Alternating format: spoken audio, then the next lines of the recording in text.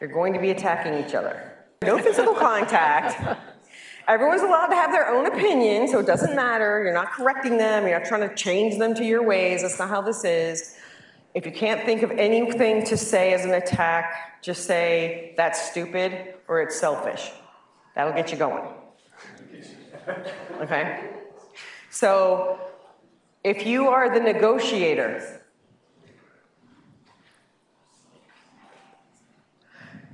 it'll be their passion. Well, I should have had two passions. Yeah. I didn't do that. Hope you have another passion. If not, make one up, but it's okay.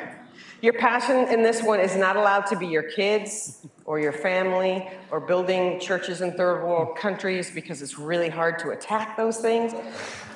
So just kind of keep it generic, pottery, I don't know, gardening. There you go. I knew. Oh, good, you're listening. So you're going to get attacked. Troy and Nick are going to demonstrate this for you. If you're the negotiator, you're the one with the passion that's getting attacked. Okay? If you are the so whoever was negotiator first, you're going to be negotiator first again. You're the one that's getting attacked. The purpose is for you to figure out what the motivation is behind that attack. It's hard for you to get angry when you're curious. And when you're curious about why this person hates gardening so much, that is what is going to help you figure out what their worldview is, where they're coming from. Why? Why do they dislike it so much? Okay, Troy and Nick. All right, you want me to be the negotiator? Or you want to be the negotiator? You can be the negotiator. Okay. Nick wants so to attack. Ask me the question. What are you passionate about? I'm passionate about music. What about music makes you passionate? Oh, I love the fact that when I'm singing and spending time listening to music, it's calming, it's relaxing. Oh, you just want to make everything about you, don't you? Sounds like you have a reason for saying that. Yeah, you said music and you want to sing and you want everybody to look at you like, wow, Troy's got all of these skills and he's such a great singer. What a beautiful voice. It seems like music is something that you're not really into. No, it's just, why music? It's like you could do so many other things with your time. Other things? Yeah, a million other things. You could help people instead of just self-serving with your music.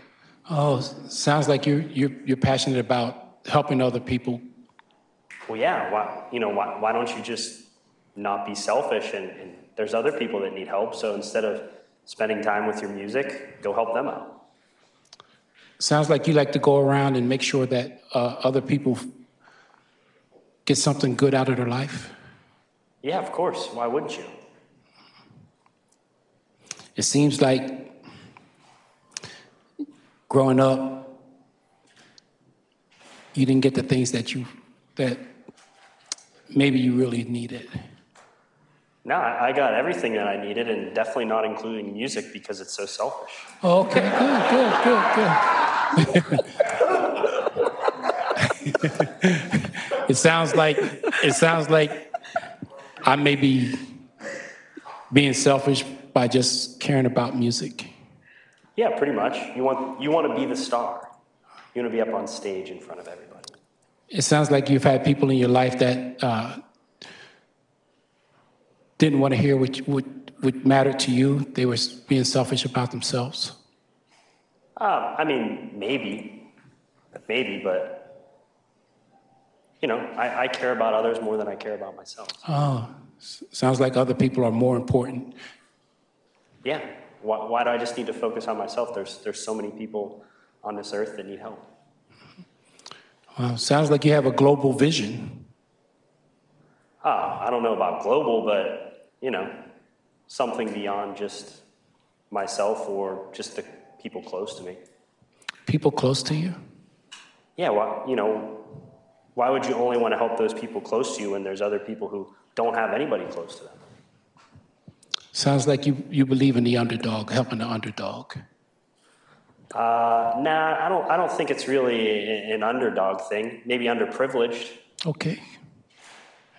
Sounds like giving the underprivileged an opportunity to get a leg up is important to you. Yeah, of course. Some people are dealt crap hands of cards, so they need help too. It seems like doing something good for other people make you feel good. No, that seems a little bit selfish, similar to music. Okay. Well, Okay, guys. Okay, so you get the picture. One thing I want you to try to avoid, if you say your passion is fishing, and then they say fishing is stupid and it's stinky and worms, gross, and you say, well, sounds like you've never gone fishing. Whoa. Did you just attack them? You just pretty much challenged their feelings about fishing in a kind of a way that made them feel stupid. That's not what you want to do. You want to get to the why behind why they don't like fishing. So what do you say? Oh, sounds like worms gross you out. And then you take them off. If you notice, Nick kept coming back and giving Troy a hard time, but I had to snap out of it. he likes the attack. When Troy kind of was getting more to the root of the issue, he calmed down. An attack is only going to last 35, 45 seconds. So if you can just hold your tongue and let them go for 30 or 45 seconds, they're going to run out of steam. And then you can kind of take a deep breath and then label them with something. It seems like this is something that really means a lot to you. And then let them explain. Okay? A true full-on attack, 35, 45 seconds. You can't keep energy up like that too much unless you're on something, but no one here is on something, right? So we don't have to worry about that. Okay. All right, so come up with a passion real quick and get back in your roles. Remember, the negotiator is the one with the passion this time. The talker is the one that hates it. Everybody clear on that because this is confusing. The negotiator has the passion and is getting attacked.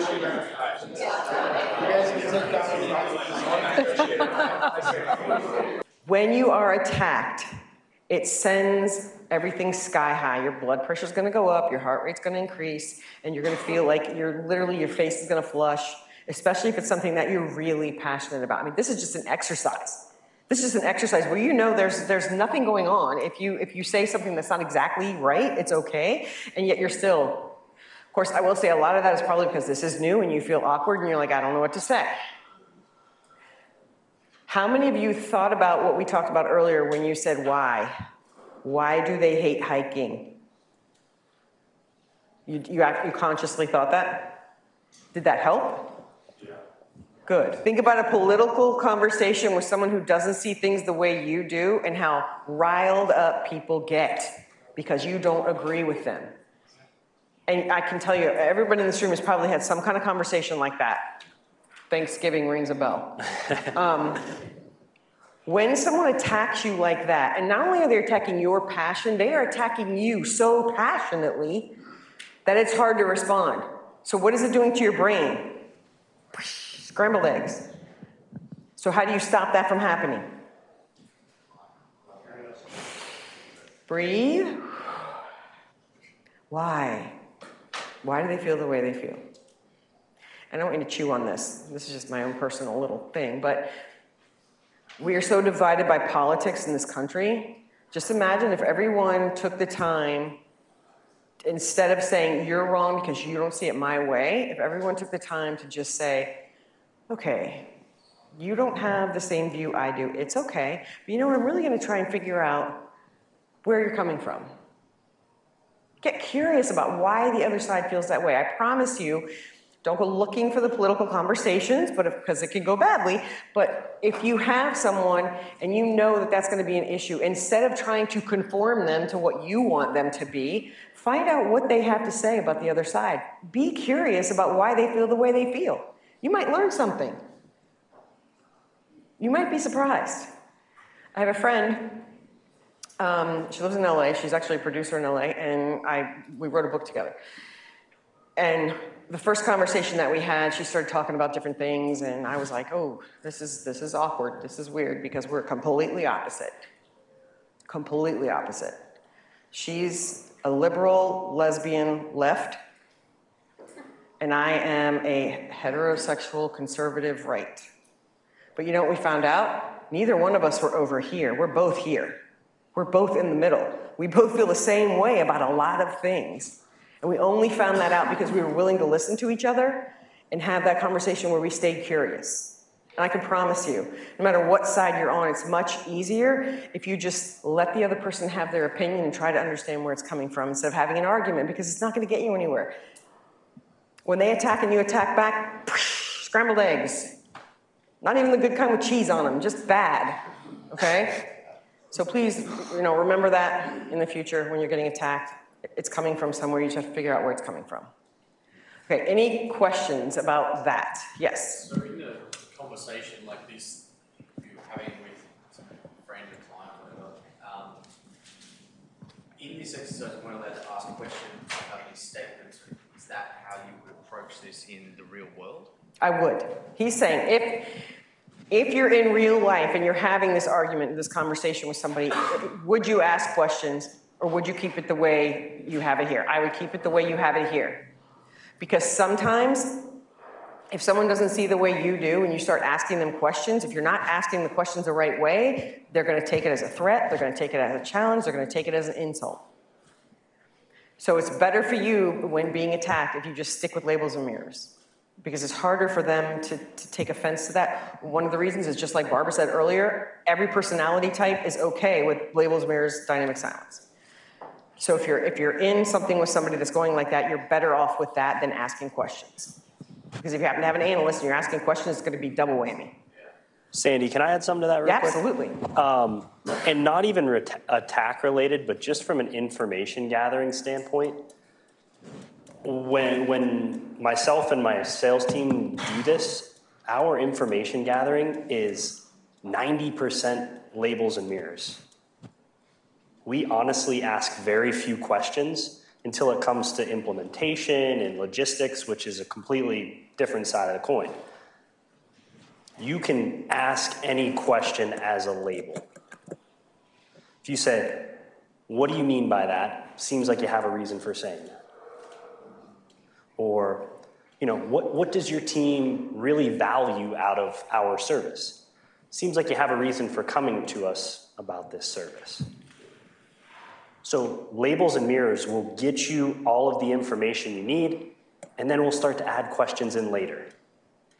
But just think about that. Yeah, we pretty much avoid questions altogether. Asking labels labels with an upward inflection. And like the only time we use questions nowadays is calibrated, very calibrated. Shape their thought or to handle implementation. You really shouldn't need to ask a question except for that. Some of you are going to fall back and you're going to ask questions because you're not to a point yet where it's more natural for you not to, but you have to practice. Okay, you have to practice, yeah. Yeah, one thing I noticed through this exercise was the importance of the silence that comes afterward. So it was difficult enough to stick with just the labels and mirrors, but then it was almost more difficult to sit and revel in the silence afterward and wait for them to respond. And then the other thing was that either they, A, took forever to respond, or B, it was like a one-word response, and then you just didn't really get, at least I felt, you didn't really get the fuel to sort of get to that next label, that next mirror. Which is what I was talking about with you guys earlier when I said try to give them something to work with, more responses. But when you're trying to, say I love hiking, I'm supposed to be attacking that hiking passion. That makes it difficult, right? So you do kind of have a hard time coming up with things to say. So it probably won't happen like that out in the real world when somebody attacks you because they're legitimately not going to like what you're talking about. And dynamic silence, it should be the easiest skill that we have on that list. It is not. It is the hardest. But like the 3, 2, 1, 1, 2, 3, 1, whatever, however it goes, think about the just wait. Why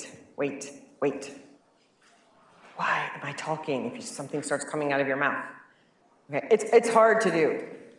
If you're assertive, it's 10 times harder to do because you feel like if I can just do this and show you how this goes, it's going to all be better. You just need to let me do it. And that does not go over well with people.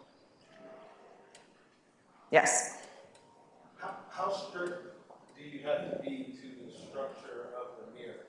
And what I mean by that, Mike said something in response to a label that you gave. Bernie said, I can't remember what he said, but Mike said, sometimes things are stressful, but I'd rather just go home and relax. And then he said, stressful? and I started to correct them, and then I was like, oh, that was a damn good label. That was perfect. Yeah. That was perfect. He said, the sentence What was, was the last 1 to 3 words? So. Right. yeah, okay, 1 to 3 words is a guideline simply because when you first start using mirrors, that's all you remember because you're so much in your own head. You can't get out of your own head yet. That's the easiest thing to remember is the last 1 to 3 words. But you go where the person takes you. He wanted to hear more about stressful than he wanted to hear about going home and going to bed. So he said stressful because he's going to send him in that direction. So that's perfect. You don't have to take the last 1 to 3 words. That is a guideline just in case that's all you hear.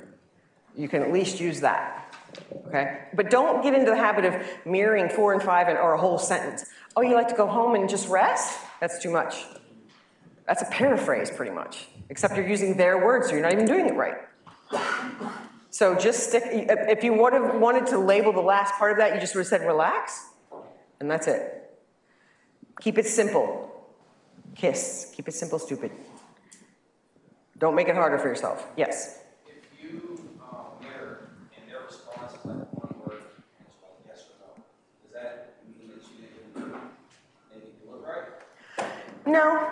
Don't assume you've done something wrong when you don't get the exact response that you want. If you get a yes or no response, if you say something, you mirror something, and they give you no, you can say, oh, it seems like I don't understand what you're talking about. I'm confused. Or if they say, yeah, you say, oh, so that's really what you mean by that. I mean, you know, you can always pick a dynamic.